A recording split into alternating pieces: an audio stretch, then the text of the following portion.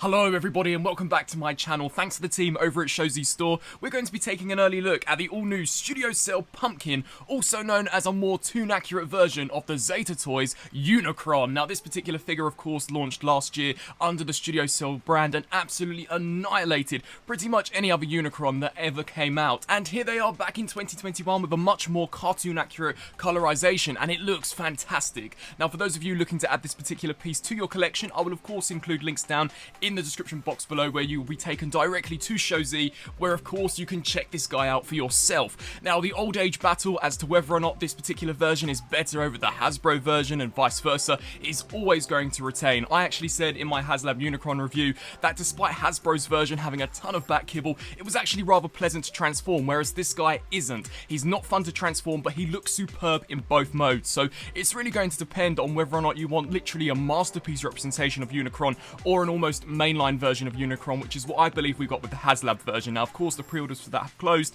so if you want a Unicron in your collection, this guy here is probably the best bet to go with. And we've got so much to cover in this review, so let's get straight into it. We'll first of all cover some of the accessories. Now for those of you who recall from my original Unicron review, I did actually add all of the spikes onto my original Studio Cell version. I've decided against that here for this particular copy, just as I found the spikes to be really tedious, especially during transformation. They would constantly poke you, sometimes they would snap, and then sometimes they would detach, and they're very small, meaning that they can become lost really easily, so I haven't decided to put any of them on at all. Other accessories do include some different arm attachments in order to make the planet mode look slightly more coherent, so you can swap some pieces out. I believe there's a few pieces here on the sides which you can swap out for these grey panels in order to better match the animation look, but personally I'm not really that fussed about that. And we also do get included a pair of tractor beams as well as mouths, and you might be thinking, what on earth am I talking about? Well, here is the mouth and here is the tractor beam, and I actually have one of them as the display base here in planet mode. It's really convenient and it actually looks excellent. Now taking a closer look here at the details,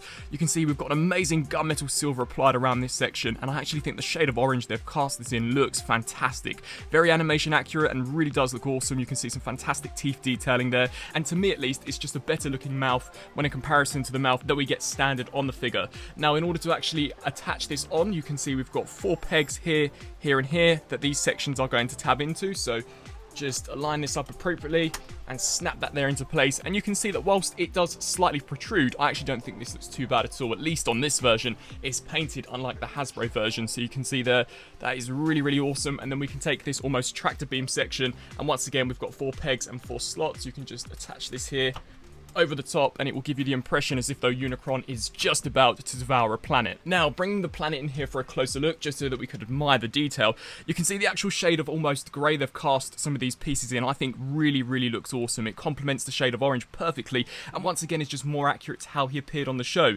The original version, for those of you who own that, will recall that it did actually have a very light shade of blue, which whilst didn't look bad, to me it's not as accurate as this particular rendition. You can see some fantastic looking sculpt work of where all of the towers and I guess cities on Unicron would be. We've got some fantastic mechanical detail going on here at the top, and I was actually quite surprised to see that the gunmetal paint has been applied really nicely, despite it being applied to very minute and small areas. You can see we've got the planetary rings. I do believe there is an upgrade out where you can actually get better planetary rings, especially for robot mode, and I'll be sure to include a link down in the description box below for those who wish to check that out. I haven't actually got those on this figure. These are the rings that come standard with him, but I actually think these look really cool. You can see all of the different spikes here on the side.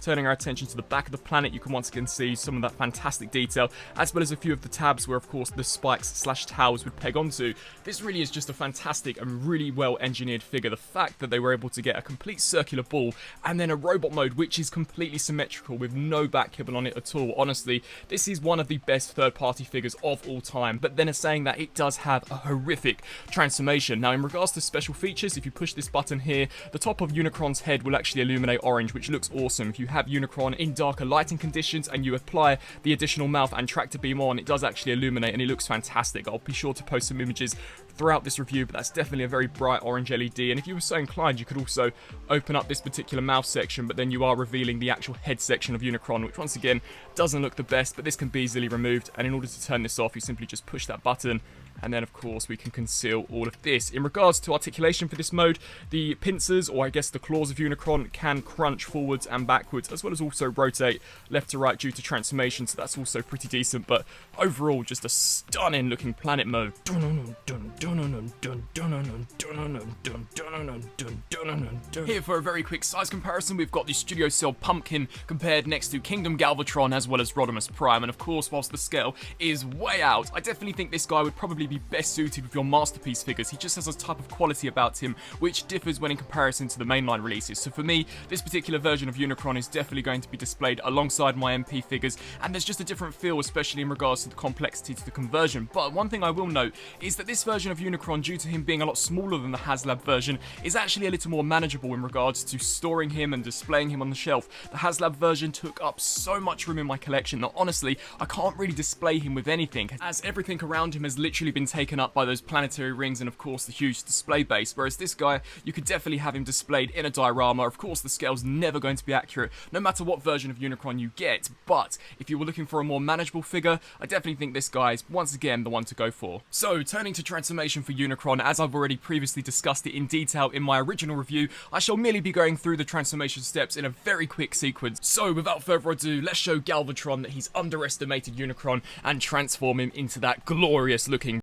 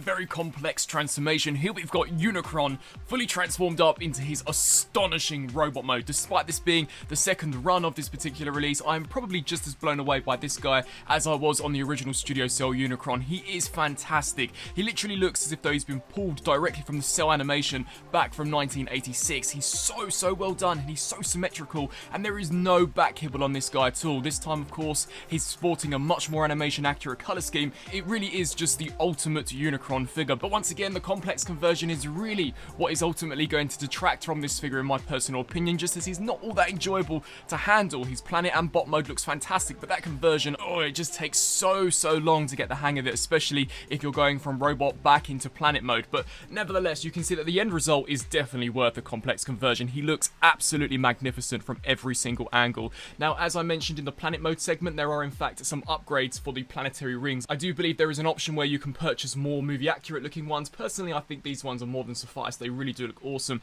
but the color choice on this guy just looks fantastic. We have a very pale blue used for the torso and skirt section, borderline grey, and I think the color of orange is spot on. Very deep, dark and saturated, but the head sculpt looks remarkable. You can see we once again still do have the LED electronic function, which is so cool, so it does illuminate his eyes. We can open and close that mouth to reveal some really nice teeth detailing. Of course, I'll bring him in for some up-close shots throughout this review, but you can see the arms, all of these look fantastic. Now, once again, he would have all of those planetary spikes sticking off him, but I have decided to leave them off just for enjoyability, as they can cause this guy to be rather difficult to actually handle.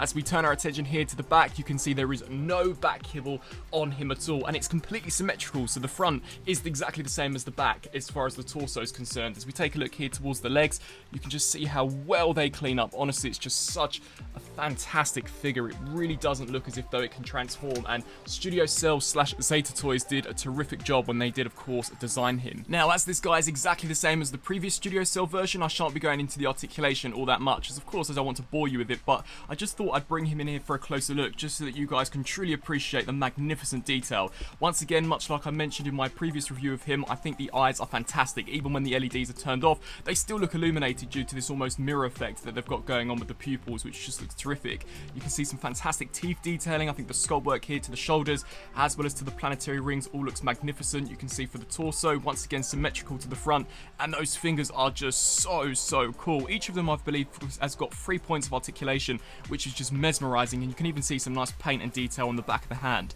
Turning our attention down to the lower region, you've got that red section, which unfortunately still doesn't light up on this particular rendition, but I'm pretty certain that you could probably find a small red LED and just poke that in there, and of course illuminate that like it did in the movie. You can see for the skirt, I think that too's turned out really nicely. The thigh is so incredibly sleek like the film. It's really incredible. And then even as we take a look here down to the lower section of the leg, you can see the foot detail once again is exactly how it appeared in the show. I just think they did a fantastic job. This particular figure in particular really has set the standard for all third-party figures going forward, and at the time of this recording I have no issue in saying that this is the most accurate version of the 1986 Unicron. But is it the most enjoyable? I'm not entirely convinced. Robot and planet mode are cool, but the transformation is just an absolute chore. But for those who really love sophisticated conversions, then that may actually not be an issue for you at all, and if that's the case, then you're going to absolutely love him, as other than the conversion, I think this guy is pretty much 100% flawless and really is incredible. And here, for a very quick size comparison, we've got Kingdom Rodimus and Galvatron compared next to Unicron, this time of course in his robot mode. And once again, it's just amazing how that tiny small circular ball can really transform and convert into such a huge behemoth. Once again, not 100% accurate to scale, as you're never going to find an in-scale version of Unicron, but I actually think he looks remarkable, and I've even got him hunched due to how big he is. He wouldn't even fit in my review station, so I've got him slightly crouched, but you could just see that he absolutely towers over pretty much all of the mainline figures. He's probably more along the lines of the Titan class Scorponok in regards to true scale, maybe a little bit smaller, perhaps more eye to eye with Trypticon, but honestly such a presence and a really fantastic looking figure. And so some final thoughts here for the Studio Cell Pumpkin, also known as Unicron, based on the 1986 movie. Much like I mentioned in my original review of this guy, it's an astonishing piece, absolutely astonishing. This thing shouldn't even exist, and the fact that it does is just mind-blowing. The planet mode looks incredible, very faithful to how it appeared in that movie, of course this time with a much more toon-accurate colour scheme, which really does help to set it apart from the previous version. I think he looks fantastic in planet mode. I do like the LED function where you can actually have the mouth illuminated, and if you do attach the other mouthpiece as well as that almost tractor beam on, it definitely is a sight to behold. I think the engineering, whilst incredibly sophisticated and is probably a pinnacle for all third-party pieces going forward, once again is on the more complex side, and ultimately that is what detracts points from this guy for me when in comparison to the HasLab version, as the HasLab version of course is a shell former for the most part, but the conversion is quite simplistic. It's really easy to get him from planet to robot mode and vice versa, whereas this one, definitely from robot to planet, I certainly took a good half an hour getting him there, so that definitely isn't the best. But once again, for those who love their complex conversions, I think you're going to have an absolute field day with this guy, and I think the transformation is worth it, as of course the planet looks great and the robot mode is just a sight to behold. It literally looks as if though I've ripped this guy directly from the Cell animation. His bot mode is so clean and tidy, the articulation too is fantastic. Whilst I didn't demonstrate it all that much in this review due to it being the same as the previous version, the figure poses so nicely, and you've also got to bear in mind that this guy is more manageable than the HasLab version. He's significantly smaller, meaning that he'll pretty much be able to fit into any sort of masterpiece display, which is really where I think Studio Cell were getting at when they created this particular release. I personally love him, and for those who missed out on the HasLab release and are looking for a definitive Unicron to add to your collection, I have no issue whatsoever in highly recommending this guy. The materials are fantastic, he's got die cast in him, the plastic is really heavy duty, and the LED function for the head is fantastic. So with all that being said, if you are in the market for picking this guy up, he is currently available and in stock right now over at Showsy's store, and for that of course I will include a link down in the description box below. I would love to know down in the comment section what you guys think of this guy. Do you think his colour scheme is that much of an improvement over the previous version, and will you be adding him to your collection? I thank you all for watching, and until my next review, I'll see you then. Thanks for watching.